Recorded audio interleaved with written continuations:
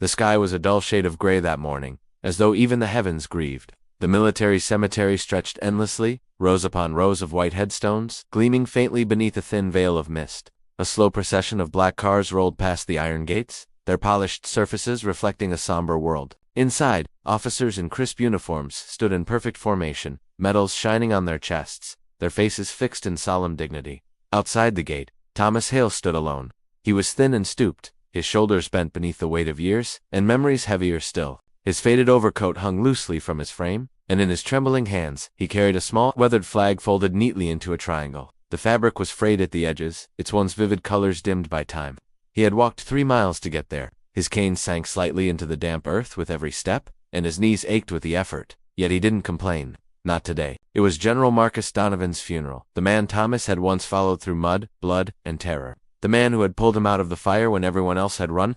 Once, they'd been inseparable brothers in arms. Thomas had promised that if one of them died first, the other would bring the flag home. That promise had kept him alive. When he reached the entrance, 2 young guards stepped forward, their expressions blank and professional. "Excuse me, sir," one said, blocking the gate. "This is a private service, invitation only." Thomas blinked. "Private," his voice cracked. "Son, I fought beside the man you're burying today. Marcus Donovan saved my life in the Ardennes.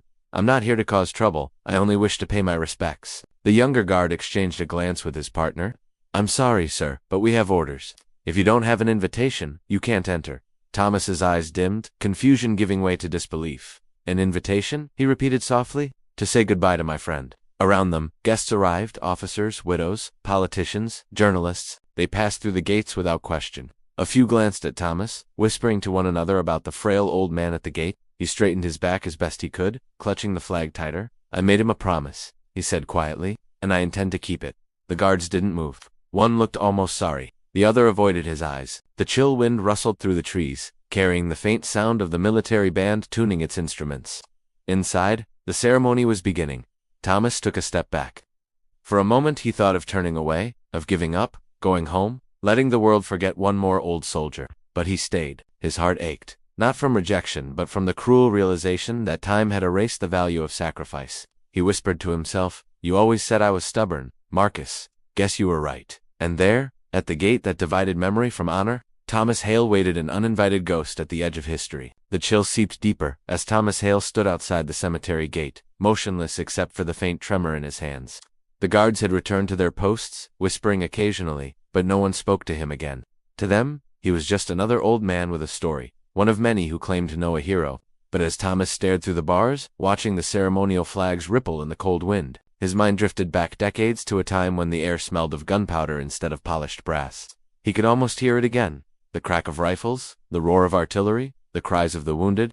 The world had been nothing but chaos back then. Mud, blood, and snow.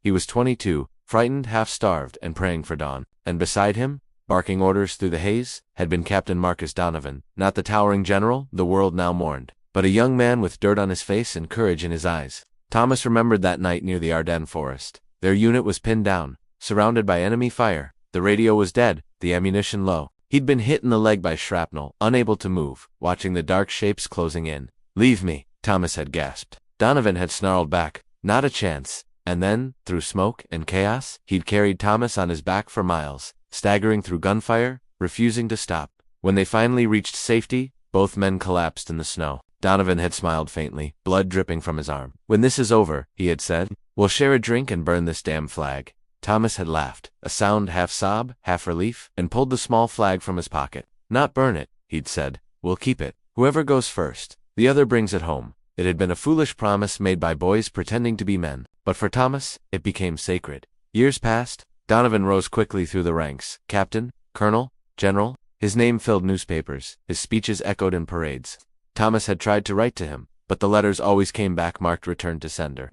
Maybe the great man had forgotten the corporal who once shared his rations. Or maybe he simply had no time for ghosts of wars gone by. Thomas never blamed him. He knew fame and duty could swallow a man whole. Still, the silence hurt more than any wound. He built a small life, a job at a factory, a quiet marriage, a son who moved away. The medals he'd earned lay dusty in a drawer. The world marched forward, and he was left behind, like an old photograph fading in the sun. Now, standing before the funeral of the man who once called him brother, he felt both pride and pain. The flag in his hand was more than cloth. It was memory, loyalty, and loss, woven together. He whispered into the wind. You made it, Marcus. You became everything you dreamed of. Then, with a bitter smile, he added softly, just wish you'd remembered me when it still mattered. The wind carried his words away. Lost among the murmurs of the ceremony, he still wasn't allowed to join. The wind had grown colder by the time Thomas realized he could no longer feel his fingers. The ceremony had already begun. Inside the cemetery, a distant murmur of commands. The solemn notes of the military band, the crack of the honor guards' rifles echoing in the air. Thomas stood at the gate, shoulders bowed, watching through the iron bars as if separated from another world. The sight of soldiers saluting, of polished boots and folded flags, stirred something deep within him, pride mixed with sorrow. That should have been their world, his and Donovan's, but time had moved on without him. He adjusted his cap with shaking hands. The guards shifted uncomfortably, pretending not to notice him. Then came the low hum of engines. A motorcade approached, sleek black vehicles gliding silently to a stop beside the cemetery road. The chatter died instantly. Soldiers straightened. Officers snapped to attention. From the lead car stepped a tall, broad-shouldered man in full-dress uniform, General Raymond Carter, the chief of the armed forces. 4 stars gleamed on his collar, catching the gray light. His face was stern, his posture regal, the air around him filled with the kind of authority that made even seasoned officers stand taller. Thomas had heard the name before. Carter was Donovan's protege, the man many said would follow in his footsteps.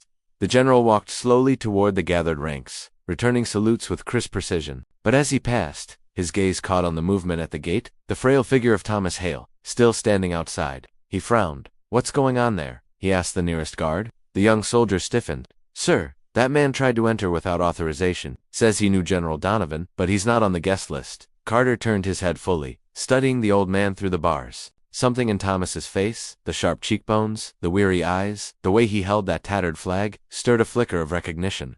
He took a step closer. What's your name, old friend? He asked, his tone softer now. Thomas hesitated. Corporal Thomas Hale, sir. 3rd Infantry, 1944. Carter's eyes widened. For a moment, the weight of command fell away, replaced by memory. Hale, he whispered. You're that Hale, the one who saved Captain Donovan's life at Ard. And Thomas looked down. He saved mine too, sir. I just came to say goodbye. A heavy silence fell. The guards glanced between them, uncertain. Then General Carter straightened, his voice carrying across the cemetery like thunder. Open the gates. The guards froze. That man, Carter continued, pointing toward Thomas, will lead the procession. He is family to the general we bury today. The order rippled through the ranks. Officers stepped aside. Soldiers lowered their heads. Thomas, trembling, stepped forward. As the gate swung open before him, the crowd turned, watching in silence as he walked slowly down the aisle between the rows of gleaming uniforms. And as he passed, every soldier saluted, not out of duty, but out of respect. The world seemed to hold its breath. The forgotten man had come home. Thomas Hale's legs ached with every step as he approached the coffin. The pathway was lined with soldiers, standing rigid, eyes lowered, their hands clasped in solemn respect. The flag in his trembling hands faded, frayed, yet still vibrant in memory, felt heavier than any artillery shell he had carried decades ago. He stopped before the polished coffin, draped with the bright new flag of General Marcus Donovan. The contrast between the fresh fabric and his worn one struck him sharply, reminding him that time had marched on relentlessly. Kneeling slowly, he placed the small triangular flag atop the coffin. The colors, dulled by years and weather, seemed almost to glow under the muted light of the overcast sky. For a long moment, Thomas simply stared, remembering the boyish captain who had once laughed and cursed under the same stars he now mourned. Marcus, he whispered, his voice breaking, you saved my life more times than I can count. I promised I'd bring this back to you, and I have. A sudden warmth prickled his eyes. It was not just grief, it was relief, pride, and the long-overdue acknowledgement that their bond had not been forgotten. Memories of laughter, mud, gunfire, and cold nights returned with vivid clarity. He could almost feel Donovan's hand on his shoulder, steadying him, whispering, You'll make it, Hale. General Carter, the 4-star general who had halted the world for Thomas, stood a few paces behind. His expression was solemn, eyes reflecting respect and quiet reverence. Without a word, he snapped to attention and saluted. The gesture was simple, yet it carried the weight of decades, an acknowledgement that some debts of loyalty and honor were eternal. The young guards who had once turned Thomas away now stood rigid, shame coloring their faces. They had witnessed a man whom they considered insignificant reclaim his place among heroes. Some shifted uncomfortably, ashamed that they had judged by appearances and protocol instead of heart and history. The bugler sounded the last call. The mournful notes cut through the still air, carrying with them the echoes of battles fought and sacrifices made. Thomas closed his eyes, letting the melody wash over him. He imagined Donovan beside him, saluting, whispering, You kept your promise. Then Carter stepped forward, placing a small medal next to the flag Thomas had laid on the coffin. A médaille à valeur, not just for Thomas, but for the bond that had saved them both. Carter's voice was soft, yet firm. "For both of you," he said, almost reverently. Thomas nodded, swallowing a lump in his throat. He touched the medal lightly, feeling the weight of honor finally resting upon him. Decades after he had risked everything, rising to his feet, Thomas straightened his back as best he could. He took one last look at the coffin, at the flags, at the rows of soldiers standing silent and respectful. Then, with the first faint glimmer of a smile in years, he whispered softly, "You were the hero, Marcus. Always the hero." Turning slowly, he walked down the aisle, cane tapping against the gravel. The world seemed to hold its breath as he passed. The forgotten man had reclaimed his place among the remembered men. For the first time in decades, Thomas Hale felt at peace. As he exited the cemetery, the wind caught the old flag in his hands, lifting it briefly. For a fleeting moment, it looked whole again, proud and vibrant, just as the promise had always intended.